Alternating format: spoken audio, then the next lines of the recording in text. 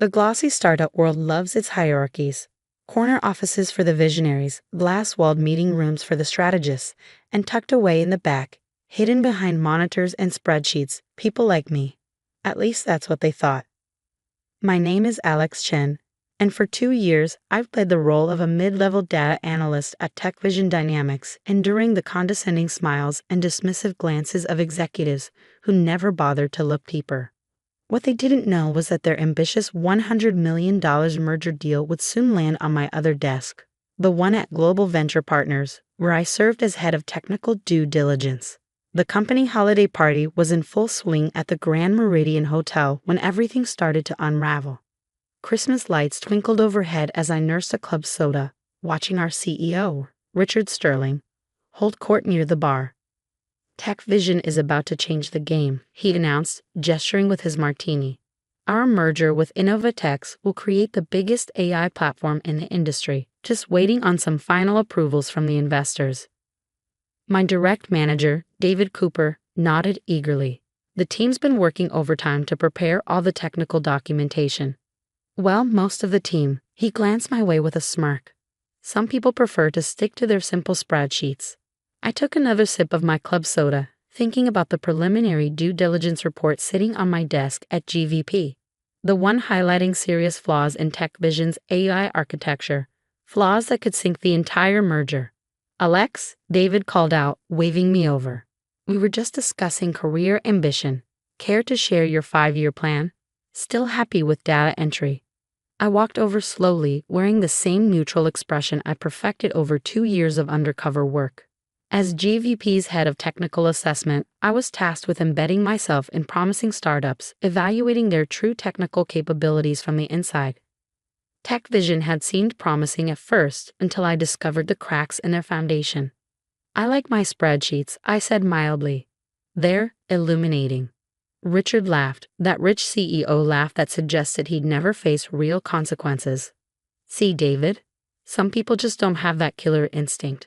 Not everyone's cut out for the big leagues. Speaking of big leagues, David said, straightening his designer tie, I heard Global Venture Partners is sending their top technical expert to review the merger next week.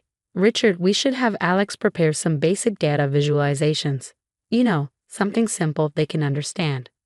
If they had been paying attention, they might have noticed the slight curve of my lips. GVP's top technical expert was indeed coming. I just hadn't decided which designer suit I would wear to that meeting. Of course, I replied. I'll make sure everything is thoroughly documented. Don't stress too much, Richard said, patting my shoulder condescendingly. Just stick to what you know. Basic data entry. Leave the complex stuff to the real engineers. Later that evening, as the party wound down, I overheard Richard talking to our Chief Technology Officer, Marcus Wong. The merger's in the bag, Richard boasted. Unauthorized is desperate to sell, and GVP's technical review is just a formality. By this time next week, we'll be running the biggest AI platform in the business. Marcus shifted uncomfortably. About the technical review, there are some aspects of our system that might need explanation.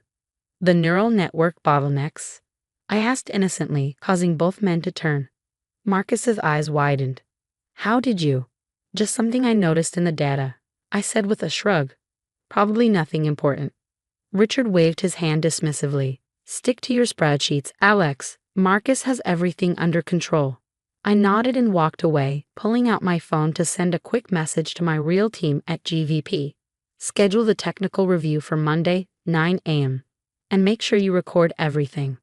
The weekend passed slowly.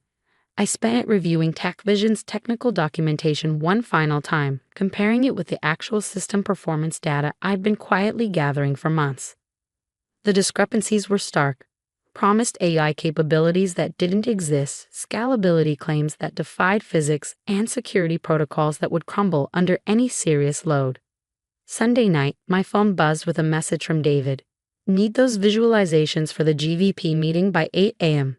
Nothing complicated. Pie charts should be your speed. I smiled, sending back a simple will do. Then I opened my laptop and began preparing a very different kind of presentation. One that would expose every flaw, every exaggeration, and every technical debt that TechVision had tried to hide. Monday morning arrived crisp and clear. I got to the office early, wearing one of my basic analyst outfits, khakis and a plain blue shirt. David was already there, pacing the conference room. "Where are those visualizations?" he demanded. "GVP's technical expert will be here any minute." "Just finishing up," I replied, watching the elevator numbers climb. Richard burst in, adjusting his tie. "Everyone ready? This is just a formality, but let's look sharp. Alex, try not to speak unless spoken to. We don't want to confuse the investors with data entry talk." The elevator dinged. David straightened his jacket. Richard plastered on his CEO smile. My phone buzzed one last time. A message from my assistant at GVP. "The team's ready." "Give them hell, boss." I stood up slowly, feeling the weight of 2 years of undercover work, 2 years of collected evidence, 2 years of quiet observation coming to a head. Sometimes the best position isn't the most visible one. Sometimes real power lies in what others don't see coming. Richard's smile faltered as my GVP team stepped into the conference room, each carrying tablets loaded with my comprehensive technical assessment. In a few minutes, they would all learn what it really means to underestimate the quiet one in the room. The conference room fell silent as my GVP team filed in, each taking their positions with practiced precision. I remained standing by my basic analyst desk, watching Richard's confident smile begin to waver. "Welcome," he began, extending his hand to the group. "I'm Richard Sterling, CEO of TechVision. We're excited to demonstrate our technical capabilities and finalize this merger." David jumped in, ever the eager subordinate. "We've prepared some simple visualizations for you." He glanced my way. "Alex, why don't you pull up those pie charts?" "Actually," I said, straightening my posture and switching to my GVP voice, "I have a different presentation in mind." The change in my demeanor was subtle but immediate. Gone was the quiet analyst's slouch, replaced by the confident bearing of someone who controlled billion-dollar investment decisions. "I don't understand," Richard said, looking between me and my team. "Where's the technical expert from Global Venture Partners?" "You're looking at him." I pulled out my GVP credentials. "Alex Chen, Head of Technical Due Diligence at Global Venture Partners.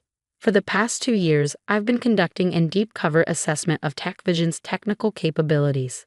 The color drained from David's face. Richard gripped the edge of the conference table. Marcus, our CTO, closed his eyes in resignation. He'd suspected something was off about my basic data analysis. "This is some kind of joke," David stammered. "You're a data entry clerk. You make spreadsheets." "Very detailed spreadsheets," I agreed, nodding to my team. They simultaneously opened their tablets, projecting multiple screens onto the conference room wall. Spreadsheets that document every exaggeration, every technical debt, and every false claim TechVision has made about its AI capabilities. Richard found his voice, anger replacing shock. "You can't do this. You signed NDAs." "With TechVision, yes.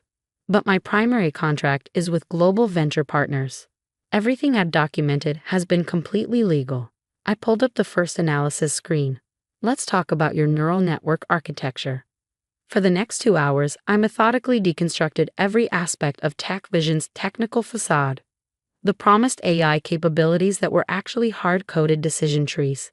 The scalability claims that fell apart under basic stress testing. The security protocols that would crumble under any serious attack. "Our system works perfectly," Richard protested, but his voice lacked conviction. "Does it?" I pulled up a live dashboard. "Right now, your main processing cluster is running at 98% capacity, handling just your test data.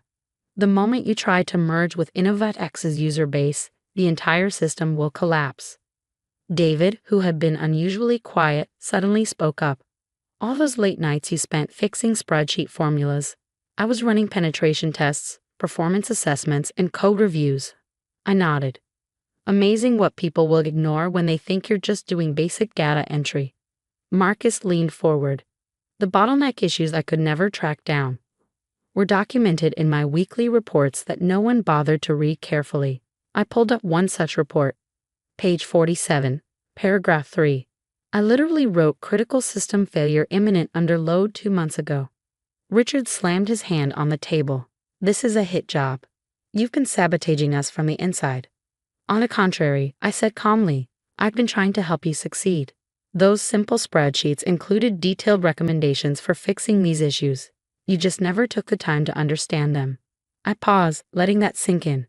Too busy mocking the data analyst, I suppose. The room fell silent as my team continued displaying screen after screen of damning evidence. Years of technical debt, hidden system failures, and architectural flaws, all meticulously documented by the basic analyst they'd underestimated. Finally, Richard asked the question I'd been waiting for. What happens now? I closed my laptop. Now you have two options. Option 1, we end this meeting and I submit my official recommendation against the merger. TechVision's technical insolvency becomes public record, your stock plummets, and Innovadex walks away. David's face had turned an interesting shade of gray. And option 2, you accept GVP's intervention package. We bring in our technical team, openly this time, and spend the next 6 months fixing your architecture from the ground up. You delay the merger announcement, focus on building something real instead of something that just looks good in pitch meetings. 6 months? Richard exclaimed. The board will never. The board will do exactly what Global Venture Partners recommends. I cut in, unless they prefer to lose their primary investor. Your choice. Marcus, ever the pragmatist, spoke up. We should take the intervention package. We need the help, Richard. We always have. Richard slumped in his chair, the weight of reality finally hitting him. All this time, you were evaluating us? Every meeting where you ignored my input, every time you dismissed my concerns as basic analyst confusion, every condescending remark about data entry, I allowed myself a small smile. I was building a case that would either save your company or expose its failures. You decided which it would be through your own actions. Over the next hour, we laid out the terms of the intervention. My team would embed within TechVision, this time openly, to rebuild their systems properly. The merger would be delayed but not canceled, contingent on meeting specific technical benchmarks. As the meeting wound down, David approached me awkwardly. About all those times I mean the way I treated you. Save it, I said, gathering my things. Just read the damn spreadsheets next time. In the following months, TechVision underwent a transformation. Richard was replaced by the board, with Marcus stepping up as interim CEO. David found himself reporting to one of my team members, learning what real data analysis looks like. The company's culture shifted from flashy promises to solid engineering. 6 months later, when the merger finally went through, it was based on real technology and genuine innovation. TechVision's stock didn't just survive. It thrived because this time the company had substance behind its style. I moved on to my next assignment, but I left something behind on my old analyst desk. A simple spreadsheet with one cell highlighted. It contained all the evidence I'd gathered, every flaw I'd documented, every recommendation I'd made that had been ignored. At the bottom was a single note. The quiet ones are watching, the quiet ones are learning, and sometimes the quiet ones are running the whole game. Richard occasionally reaches out, asking for consulting work or investment introductions. I respond with the same message each time. Sorry, I'm busy with my spreadsheets. The tech world quickly forgot about TechVision's delayed merger, chalking it up to typical startup growing pains. But in certain boardrooms, when executives start dismissing the quiet ones in the back of the room, someone inevitably asks, "Remember that analyst at TechVision?" As for me, I moved on to my next assignment, embedding as a junior QA tester at another promising startup. My desk is in the back corner, behind a wall of monitors. The CEO here also has a corner office and a dismissive attitude toward technical staff. I smile and nod during meetings, taking detailed notes, building another meticulous case. After all, sometimes the best way to evaluate a company's character is to watch how they treat the people they think don't matter. And in my experience, the ones who dismiss the quiet observers are usually the ones with the most to hide and the most to lose when the truth finally comes out.